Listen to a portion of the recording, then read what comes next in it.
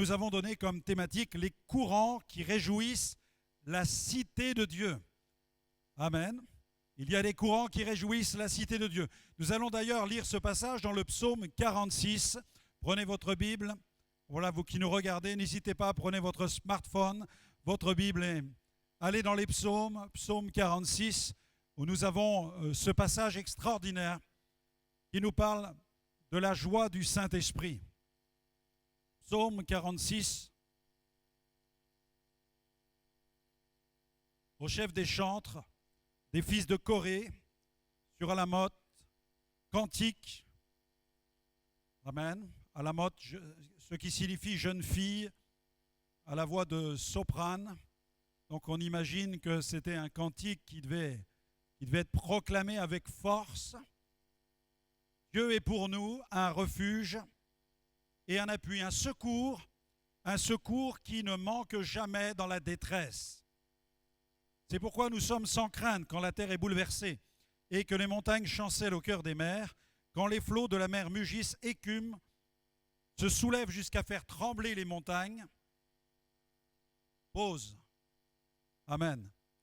Et c'est bien qu'il y ait des temps de pause, parce que dans ces temps de pause, ce sont ces temps où le Saint-Esprit vient à notre rencontre. Et il intervient. Il intervient pour nous transformer. Dieu soit béni. Il est un fleuve dont les courants réjouissent la cité de Dieu, le sanctuaire des demeures du Très-Haut. Dieu est au milieu d'elle, elle n'est point ébranlée. Dieu la secourt dès l'aube du matin. Des nations s'agitent, des royaumes s'ébranlent. Il fait entendre sa voix. La terre se fond d'épouvante. L'Éternel des armées est avec nous. Le Dieu de Jacob est pour nous une haute retraite. Pause. Venez contempler les œuvres de l'Éternel, les ravages qu'il a opérés sur la terre. C'est lui qui a fait cesser les combats jusqu'au bout de la terre. Il a brisé l'arc, il a rompu la lance, il a consumé par le feu les chars de guerre. Arrêtez! Arrêtez, sachez que je suis Dieu, je domine sur les nations, je domine sur la terre. L'Éternel des armées est avec nous, le Dieu de Jacob est pour nous une haute retraite. Pause. Amen. Ces temps de pause sont ces temps où le Saint-Esprit intervient pour nous révéler les choses, les mystères auxquels nous avons besoin d'avoir accès. Et lorsque nous lisons un psaume comme celui-ci, c'est important de savoir qui en est l'auteur. Parce que souvent, l'auteur nous en dit long sur la nature du message qu'il tente de nous communiquer. Nous savons ici qu'il est écrit au chef des chantres des fils de Corée, les fils de Corée. Et si vous connaissez l'histoire des fils de Corée, vous allez comprendre rapidement que derrière ce chant, il y a toute une histoire. Et un tel psaume est le fruit d'une révélation tout à fait particulière. Et lorsque nous chantons des chants dans nos églises, souvent nous ignorons quel était le parcours chez le chantre qui l'a conduit à composer telle ou telle musique, à rédiger tel ou tel texte. Et souvent nous ignorons en fait le backstage. Nous ignorons ce qu'il y a dans les coulisses. Et ce que nous sommes est le fruit de ce que nous vivons dans les coulisses de notre vie spirituelle. Et dans les coulisses de notre vie spirituelle, Dieu désire nous rencontrer. Dieu désire avoir ce temps avec nous en backstage.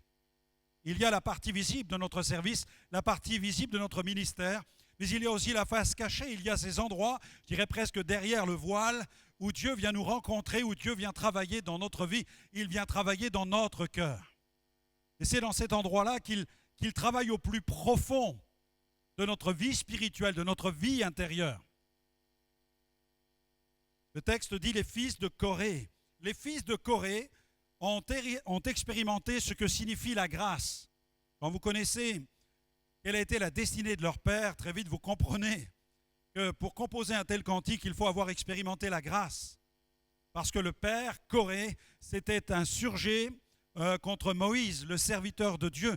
Et la terre s'était ouverte sous ses pieds et il avait été avalé par la terre, il avait été englouti par la terre. Et regardez dans le psaume, il est écrit Nous pouvons lire dans ce psaume, des royaumes s'ébranlent.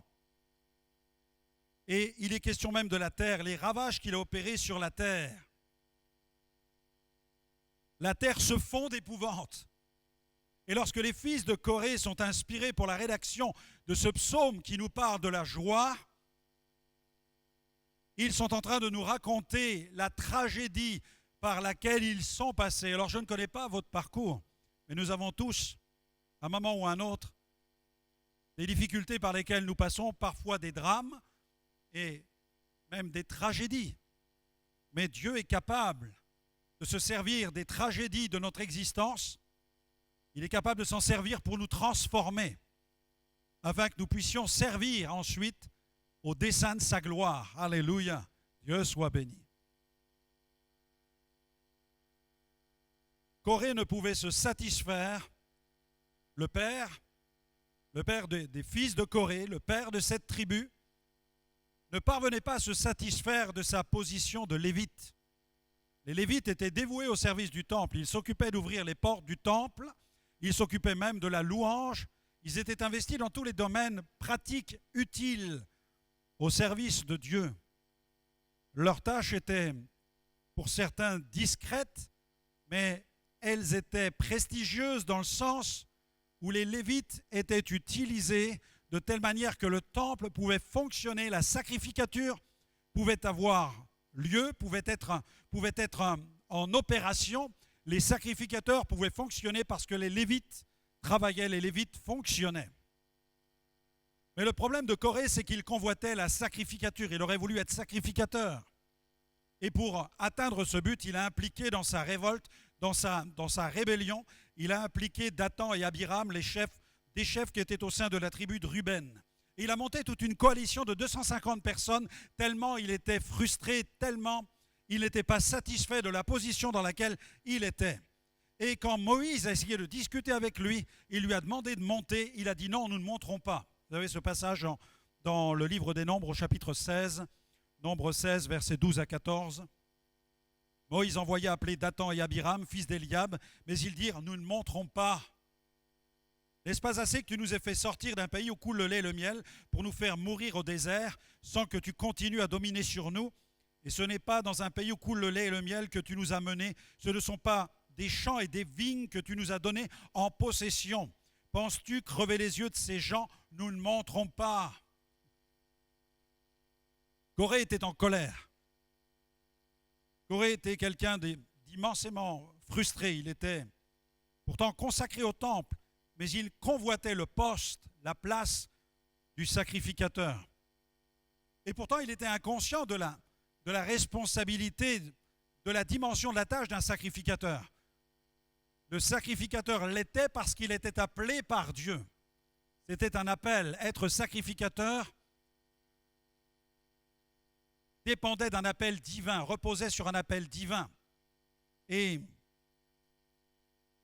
Corée aurait voulu prendre la place de Moïse. Il aurait voulu officier en tant que sacrificateur. Il faut savoir que le sacrificateur se présentait même une fois par an dans le temple pour présenter le sang de l'expiation. Il entrait dans le lieu saint, jusque dans le lieu très saint, là où il y avait l'arche de bois d'acacia recouverte d'or battu à l'intérieur comme à l'extérieur, dans laquelle il y avait des objets sacrés qui incarnaient le témoignage de la fidélité de Dieu. Il y avait un vase de manne, témoignage de la provision divine, de la fidélité de Dieu dans le désert. Il y avait même la verge d'Aaron qui avait refleuri, témoignage de la puissance de vie, de la puissance de résurrection de Dieu. Il y avait les chérubins aux ailes déployées et il y avait là la gloire de Dieu et la voix de Dieu résonnait au milieu de la gloire. Et cet homme, Corée, aurait tellement voulu occuper ce poste, occuper cette place. Mais le sacrificateur, revêtu de son habit sacerdotal, avait au bas de sa tunique des clochettes qui résonnaient pendant qu'il opérait à l'intérieur du temple. Et ces clochettes témoignent de la gravité de sa fonction, de son rôle, parce que le peuple était à l'extérieur et quand le sacrificateur venait pour plaider la cause du peuple une fois par an, il venait chercher l'expiation des péchés, il venait la chercher dans la présence de Dieu Il devait respecter tout un ensemble de rituels. Et s'il y avait eu la trace du péché dans sa vie, s'il ne s'était pas correctement purifié, il aurait été frappé immédiatement par le jugement de Dieu. Mais lorsqu'il avait satisfait à toutes les exigences de la loi et qu'il atteignait le Saint des Saints, là il pouvait présenter le sang du sacrifice et la gloire de Dieu se manifestait, le peuple était pardonné et on entendait le sacrificateur qui marchait, les clochettes qui résonnaient. Et à un moment, nous n'entendions plus le son des clochettes, alors c'était le drame pour toute la nation. Vous imaginez le poids de la responsabilité de ce sacrificateur qui vient représenter le peuple devant Dieu. Et Coré convoitait cette position, alors que cette position, seul Dieu était capable de la donner à un homme, et il l'avait donnée à Moïse. Il convoitait ce poste, il était insatisfait. Voyons quelles sont les conséquences aussi de l'insatisfaction dans le cœur de l'homme. C'est pourquoi il est important pour tout enfant de Dieu d'expérimenter la plénitude du Saint-Esprit, de ne pas vivre dans la frustration, de ne pas vivre aussi avec ces sentiments de frustration qui opèrent des dégâts intérieurs. Les fils de Coré, eux, furent les témoins de la colère de Dieu lorsque celle-ci s'est manifestée contre leur père et que la colère de Dieu s'est enflammée et que l'Éternel a commandé au peuple de s'écarter de ces 250 personnes et que le feu de l'Éternel, la colère de Dieu s'est manifestée, que la terre tout à coup s'est éventrée pour les engloutir. Mais les fils de Coré furent témoins, bien qu'ils furent les témoins de la colère qui s'est abattue sur leur père. La Bible nous enseigne et nous montre qu'ils ont pu poursuivre leur service, ce qui est le témoignage de la manifestation de la grâce de Dieu dans l'ancienne alliance. Amen. Même dans l'ancienne alliance, nous sommes capables de trouver ces espaces, ces zones où Dieu manifeste sa grâce. Et les fils de Coré ont expérimenté la grâce de Dieu. Ils ont pu poursuivre leur service. Ils ont pu apprendre de l'échec de leur père. Ils ont pu expérimenter la parole prophétique de bénédiction qui se trouve dans Exode 20, versets 5 à 6, où Dieu dit « Je suis un Dieu jaloux qui punit l'iniquité des pères sur les enfants jusqu'à la 3e et la 4e génération de ceux qui me haïssent et qui fait miséricorde jusqu'en 1000 générations à ceux qui m'aiment et qui gardent mes commandements. » Et de cette lignée des fils de Coré, un prophète a émergé, il s'appelle Samuel. Dieu a manifesté sa grâce dans la lignée des fils de Coré. Et leur service a été hautement reconnu par le roi David et par le prophète Samuel. Ils étaient dévoués au temple, on leur attribue 11 psaumes dans lesquels on trouve une thématique récurrente. C'est le psaume de la présence de Dieu, c'est le psaume de la maison de Dieu, c'est les psaumes qui mettent en avant l'importance d'aller rencontrer Dieu, l'importance d'avoir une relation intime avec Dieu. Et il proclame les courants qui réjouissent la cité de Dieu. Vous imaginez ses fils et le souvenir qu'ils portaient au sein de leur famille, de l'échec de ce père, de ce chef, Coré. Vous imaginez ces fils et la trajectoire qu'ils ont décidé de prendre. Ils ont décidé de poursuivre leur service et d'honorer l'Éternel et de mettre en pratique sa parole, de mettre en pratique ses commandements. Et ils sont capables de chanter qu'il y a des courants qui réjouissent la cité de Dieu. C'est le miracle de la grâce. C'est ce que le Saint-Esprit est capable d'opérer dans la vie de chacun d'entre nous, quelles que soient les tragédies. Dieu est capable de faire résonner un chant nouveau et il peut nous entraîner dans des courants qui vont réjouir notre existence. Le premier courant dont j'aimerais vous parler ce soir, c'est le courant de la Nouvelle Alliance. Dans la Nouvelle Alliance, nous trouvons le parfait sacrificateur. Coré convoitait la place du sacrificateur. Nous avons trouvé le parfait sacrificateur. Dans Philippiens chapitre 2, versets 5 à 11, regardez ce sacrificateur qui s'appelle Jésus. Philippiens chapitre 2, versets 5 à 11. L'auteur de l'Épître aux Hébreux écrit au sujet de Jésus d'ailleurs qu'il est l'apôtre et le souverain sacrificateur de la foi. Dans Hébreux 3, versets 1 à 2. Dans Philippiens 2, versets 5 à 11, le texte nous dit « Ayez en vous les sentiments qui étaient en Jésus-Christ ». Vous allez découvrir de quelle nature est ce sacrificateur qui s'appelle Jésus, le souverain sacrificateur, le sacrificateur de la foi. Il n'a jamais cherché à posséder le titre de sacrificateur. Il n'a jamais convoité la position de sacrificateur parce qu'il l'est par nature. Amen. Il possède ce statut par nature. Jésus n'a pas acquis son titre de souverain sacrificateur par la force.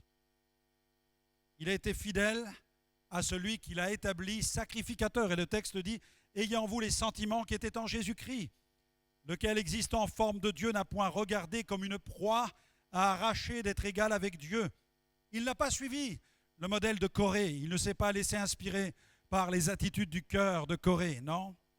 Mais il s'est dépouillé lui-même en prenant une forme de serviteur, en devenant semblable aux hommes. Ayant paru comme un simple homme, il s'est humilié lui-même, se rendant obéissant, jusqu'à la mort, même jusqu'à la mort de la croix. C'est pourquoi Dieu l'a souverainement élevé, lui a donné le nom qui est au-dessus de tout nom, afin qu'au nom de Jésus, tout genou fléchisse dans les cieux et sur la terre et sous la terre, et que toute langue confesse que Jésus-Christ est Seigneur, à la gloire de Dieu le Père. Amen. Jésus est le souverain sacrificateur parfait. Il n'a pas volé sa position de sacrificateur. Il est sacrificateur de par sa nature. Il est le sacrificateur qui s'est offert lui-même. Il est le sacrificateur et l'agneau à la fois. Et il s'est présenté dans la présence de Dieu, non pas avec le sang des boucs et des veaux, mais avec son propre sang, le sang précieux de Jésus. Le sang de Jésus est précieux. Pourquoi est-il précieux? Parce qu'il est sans péché. Jésus est venu sur la terre, il est le Verbe incarné. Il a paru parmi les hommes sans péché, il a vécu parmi les hommes sans péché. Il est mort sur la croix pour les péchés de l'humanité. C'est pourquoi le troisième jour, il est ressuscité parce que la mort n'avait pas de pouvoir sur lui. Il est ressuscité à la gloire de Dieu le Père. Il est apparu à des centaines de témoins. Ensuite, il est remonté dans la gloire. Il a pris position sur le trône des trônes. Il a reçu du Père le Saint-Esprit qu'il a répandu. Et l'effusion du Saint-Esprit et la validation du sacrifice parfait de Jésus, sacrificateur et agneau à la fois. Il s'est offert lui-même en sacrifice. Il a offert son propre sang. Et il a une postérité. Et la Bible nous dit que la postérité de Jésus, c'est un royaume de sacrificateurs. Amen. Gloire à Dieu. Regardez dans la parole de Dieu, il y a ce passage dans Apocalypse, chapitre 1er, versets 5 à 7.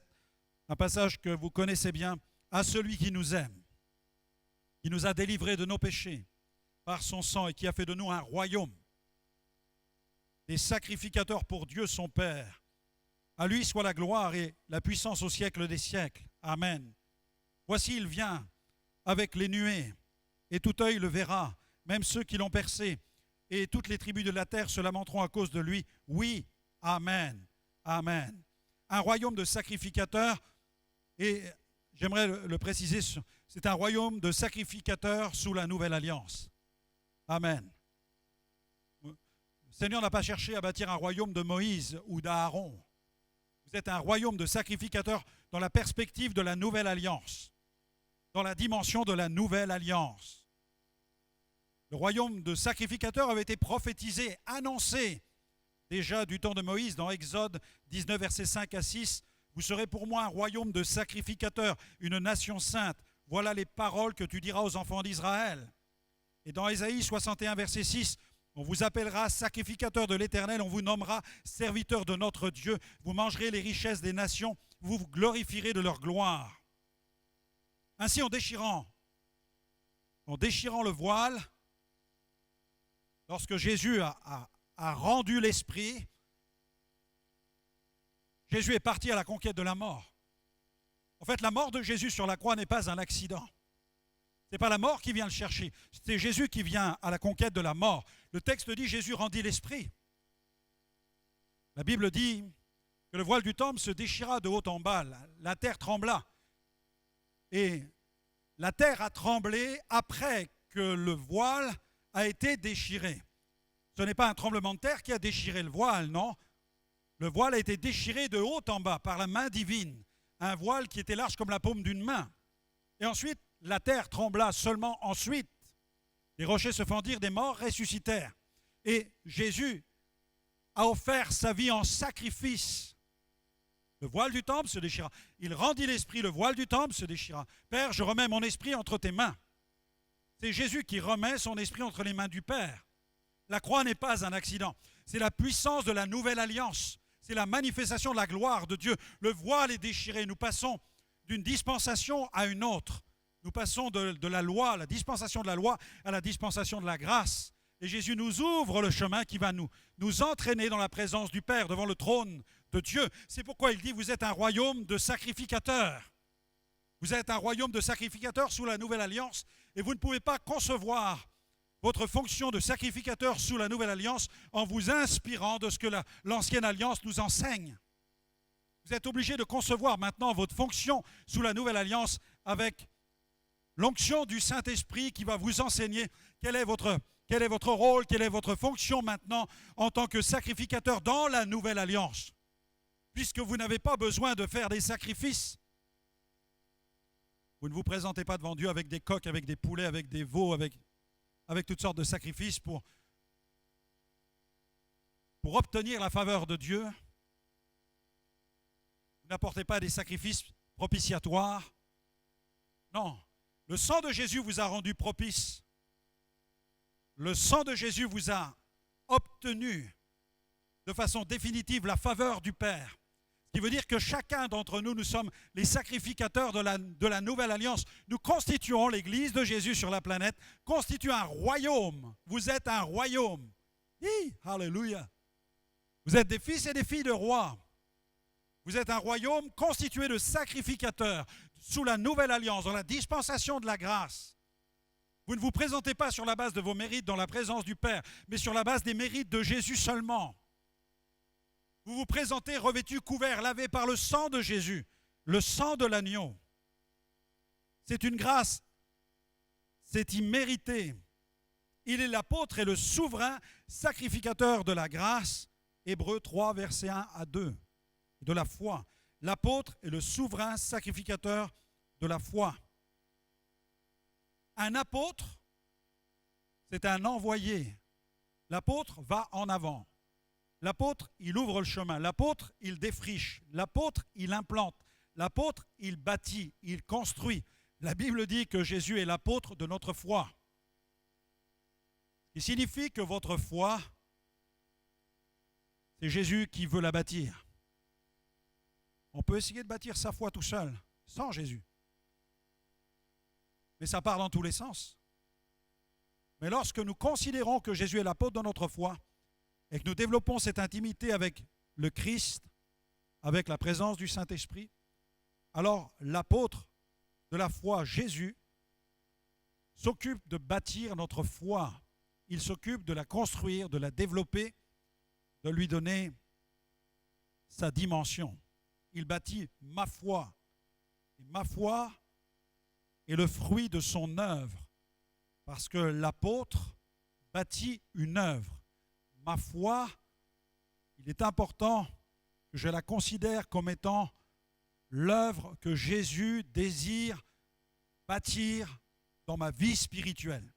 Si vous voulez bénéficier des ressources spirituelles de notre ministère, n'hésitez pas à visiter notre site web www.gospelvision-international.com. Nos émissions, l'Institut de formation et le Gospel Vision Center contribuent à la diffusion de l'Évangile et ont été réalisées grâce aux partenaires de notre ministère. Vous pouvez les rejoindre et soutenir notre mission en devenant changeur de destinée. Rendez-vous sur notre site onglet Dons.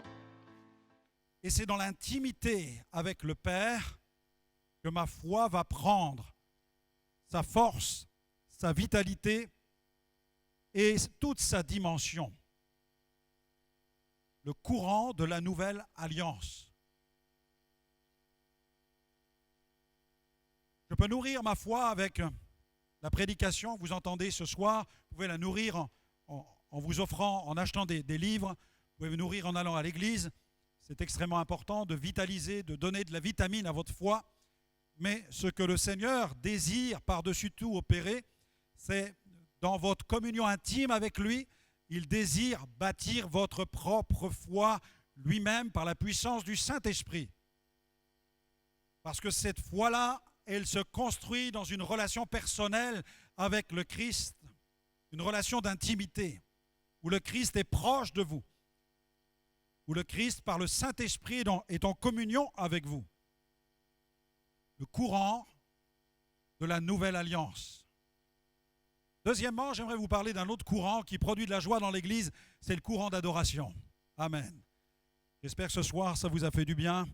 On bénit le Seigneur pour le groupe qu'il a permis d'émerger au sein de cette Église nouvelle. On bénit le Seigneur pour cela. La perception du ministère de Jésus, je le crois, c'est la plus grande réforme au sein de l'Église. La perception du ministère de Jésus est la plus grande réforme au sein de l'Église. Dans Jean 4, versets 23-24, nous avons ce passage où il est écrit « L'heure vient, elle est déjà venue, où les vrais adorateurs adoreront le Père en esprit et en vérité. Car ce sont là les adorateurs que le Père demande. Dieu est esprit, et il faut que ceux qui l'adorent l'adorent en esprit et en vérité. Amen. » Amen. L'impact du ministère de louange ne repose pas uniquement sur les qualités musicales, vocales, techniques d'un groupe. Rien ne peut se substituer à l'onction. Et celle-ci est manifeste généralement avec les personnes dont la vie a été transformée par la puissance de l'Évangile. C'est pourquoi cette perception du ministère de Jésus est la plus grande réforme de l'Église, parce que lorsque nous réalisons ce que Jésus opère au sein de l'Église, nous commençons à entrer dans la dimension de l'adoration. Avant les instruments, avant la musique, avant le piano, avant la guitare, avant tout ce que nous pouvons avoir qui va contribuer à cette atmosphère dans l'Église, lorsque nous considérons le ministère de Jésus, nous commençons à expérimenter la plus grande réforme à l'intérieur de l'Église. Nous commençons à être gagnés par ce désir d'adoration. Nous avons à cœur d'adorer Dieu. Il s'agit d'hommes et de femmes dont la foi est bâtie sur le Christ, des hommes et des femmes pour lesquels Jésus a offert sa vie en sacrifice. Et ils ne peuvent s'approcher de Dieu sur la base de leur mérite personnel, ni même sur la base de leur compétences, de leur qualité, de leur connaissance ou de leur expérience. Ils se présentent devant Dieu sur la base de la grâce qui leur a été accordée au travers de Jésus. Ils sont conscients de la grâce qui leur est faite, du privilège qui leur est fait. Corée avait perdu cette vision du privilège qui lui avait été fait d'être au service du temple. Il avait perdu cette conscience de la grâce de Dieu. Et il est important que dans l'Église, nous ne perdions pas cette conscience de la grâce de Dieu si nous voulons être gagnés par cette joie, ce courant d'adoration. Parce que lorsque chaque musicien, chaque chanteur, chaque membre d'une communauté est conscient de la grâce qui lui est faite, alors tout à coup, il y a une joie, il y a un courant de joie qui gagne l'Église.